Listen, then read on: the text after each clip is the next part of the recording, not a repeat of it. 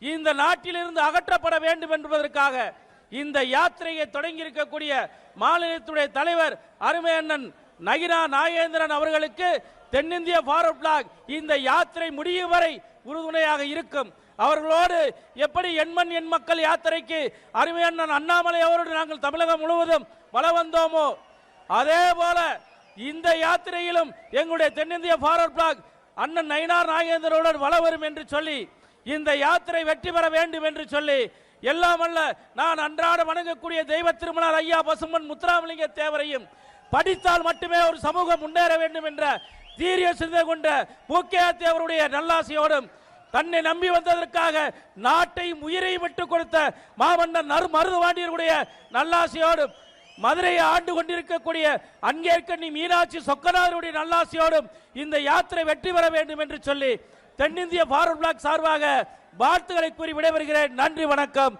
Bharat Mata Ki Jai.